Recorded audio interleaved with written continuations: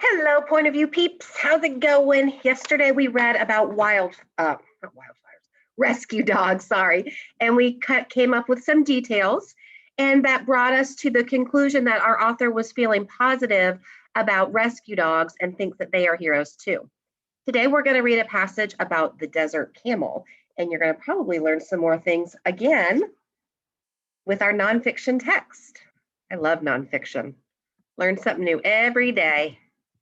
And what do I always say? Go teach your parents, right? They love that stuff. Okay, so what we are going to do is we are going to read our passage and then determine point of view. So we're going to do this passage together, and you're going to do the next one on your own for a discussion post, so I can see where you're at. Okay, the desert camel. This direction is just like what we did yesterday. To see an author's point of view, you have to make an inference about the topic using the clues in the text, just like we did yesterday. So we've got the desert camel here. And our paragraphs are already labeled for us, which is nice. Camels can be found in deserts across the world, including North Africa, where food and water can be hard to find, and temperatures can soar to dangerous highs. How do these goofy looking animals live in such a harsh climate? Well, turns out camels are made for desert living. Heading, food and water. Camels eat desert plants. Their large, tough lips allow them to pick at the dry and thorny vegetation that grow in the desert. If food cannot be found, a camel can live off the fat that it stores in its hump for months.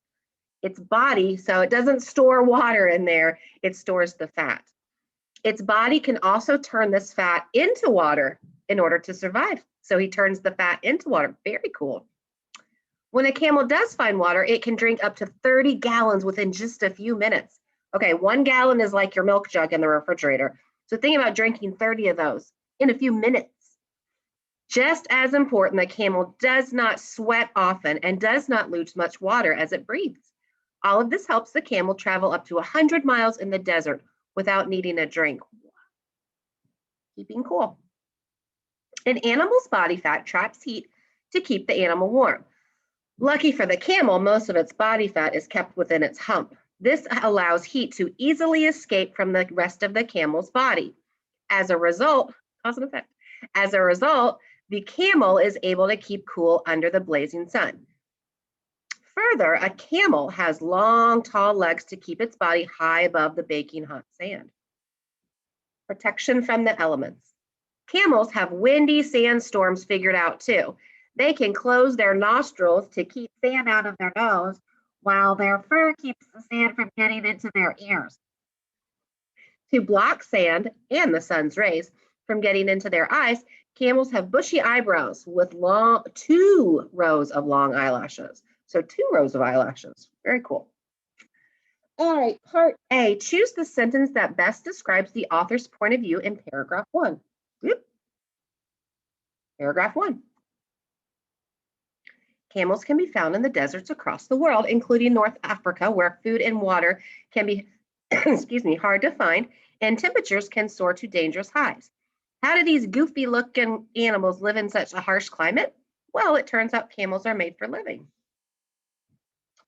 So let's go through our answer choices. It's asking about the author's point of view in paragraph 1. The author believes that camels do not live anywhere else in the world except for Africa. No, does not talk about that. B, the author believes that the camel may look funny, but is built for life in the desert.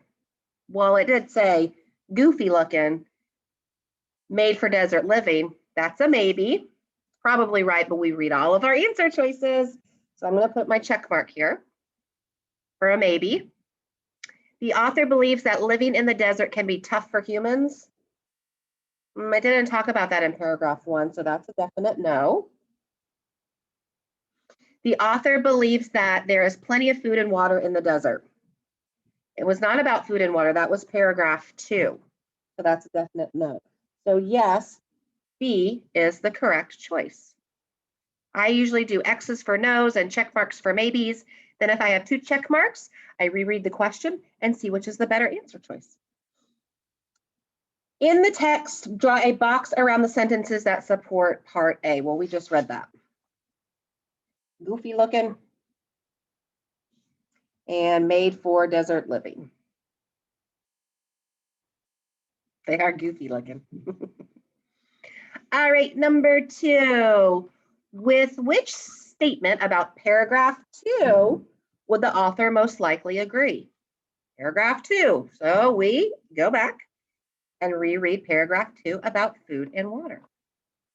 Camels eat desert plants. Their large, tough lips allow them to pick at the dry and thorny vegetation that grow in the desert. If food cannot be found, a camel can live off of the fat that it stores in its hump for months. Its body can also turn this fat into water in order to survive. When a camel does find water, it can drink up to 30 gallons within just a few minutes. Just as important, the camel does not sweat often and does not lose much water as it breathes. All of this helps the camel travel up to 100 miles in the desert without needing a drink. That is a long way. All right, let's see. With which statement would the author agree? Most likely agree. Camels prefer not to eat plants that are too dry. It did not say that. It said that their large, tough lips help them with the dry food. Camels can easily walk long distances in the sand because their feet are wide. Did it say that at all? No. The camel's body allows it to go without food and water for long periods of time. It said that. That's a maybe.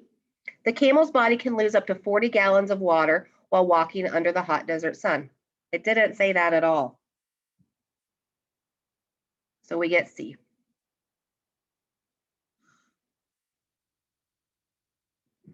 Read each point of view, then circle whether the author would agree or disagree. Small thorns on a desert plant are no problem for a camel's lips. We just read that. We just reread that, didn't we? Because it says their large, tough lips allow them to pick at the dry, thorny vegetation. So it says it would be no problem. We agree with that. Yeah. If camels were shorter, they'd probably be affected by the sand temperature. It didn't say that at all. It talks about their long, tall legs help keep it above the hot baking sand. So it doesn't say anything about that. So I would say disagree. A camel's eyebrows and eyelashes serve one purpose. Let's see, to block sand and the sun's rays. So that's 2 things, right? From getting into their eyes, the camels have bushy eyebrows and long eyelashes. It said 2 things. So the author would disagree. Last one, we have the point of view. Now we want to get our text evidence, our detail from the text. Point of view, the hump does more than give the camel food and water. How do we know that? Let's see, what else does the hump do? The camel can live off the fat it stores in the humps, right?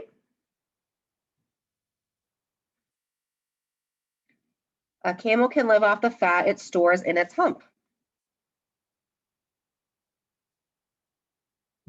A camel,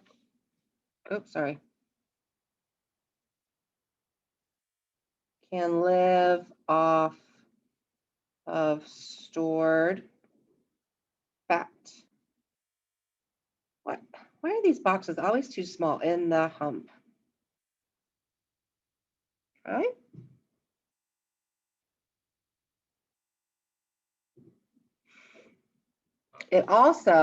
This also allows heat to easily escape from the rest of the camel's body.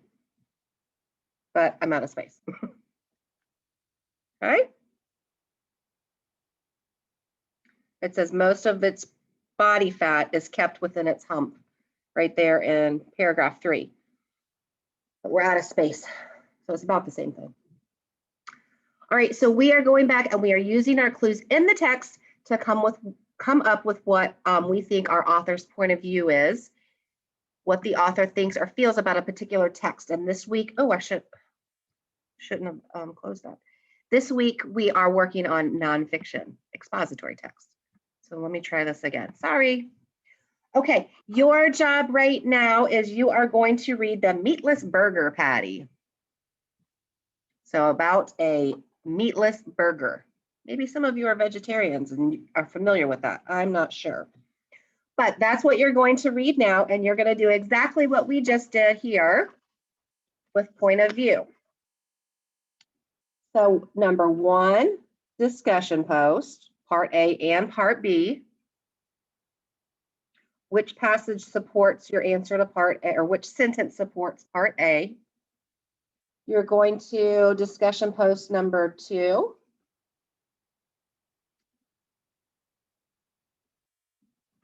And number 3. Okay. I want you to do number 4, but you don't have to do a discussion post. 1, part A and part B, 2 and 3, A, B, and C. And I'll put all those directions in the discussion post. You don't have to worry about them. All right. Use your clues, going back and digging into the text. And if it tells you what paragraph to find the answer, go back and reread that paragraph. And I'll see you later for more point of view, people.